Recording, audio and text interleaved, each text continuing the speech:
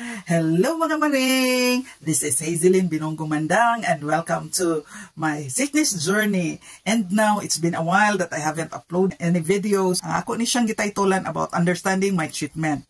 Kaya nga naman, daghan naglibog sa akong treatment. Kaya nabalaan na manggod kasagara, chemotherapy ra. Pero naapay lahi nga akong na-receive. Sa ako lang niha.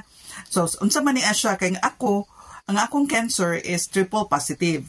Unsa na triple positive breast cancer. Unsa man ang triple positive breast cancer?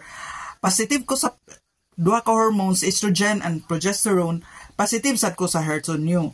So kani siya pinaka-invasive gyud kay ni siya nga cancer, kani siya HER2/neu.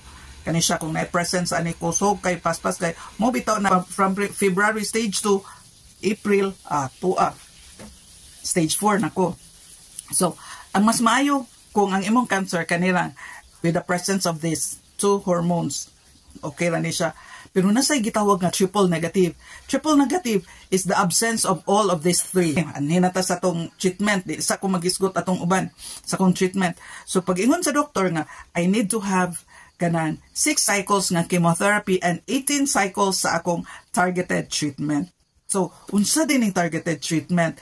Gani siyang targeted treatment is a therapy nga niya lang yung i-target katong molecule atong specific nga kind sa cancer cell. Pareha sa aning HER2/neu. Katulad yung HER2/neu nga naka-cause of cancer nga iyang cells, molecules ato mo gito yang igon. So nakuha na nato niya. So, ang targeted, pwede ra na siya i-oral o i-IV. Pero sa ako, naman ko'y HER2, so na ako'y targeted treatment. So, IV ang ako. Dikuyog na siya during sa akong chemotherapy. Akong chemotherapy, kutob na sa 6 cycles, but my targeted treatment, ay pag yun nako yun nasabtan, abi na ko chemo to ako tanan, pero giignan ko nga naay kanang targeted treatment nako, wala ko kay balong nga kutob dito siya sa 18 cycles. So sa ato pa, more than 1 year. Karon nasabtan na nako ni ayo. So, ang ako, kada ko mag-chemo, ga-targeted treatment sa day ko. Tulugin akong gakadawat permi nga kanang medicine. Duha para pang chemo, ug isa para pang HER2 targeted treatment ni. So kani 18 cycles ni siya, kani 6 ra. Ang naitabo nahuman ako sa akong 6 cycles.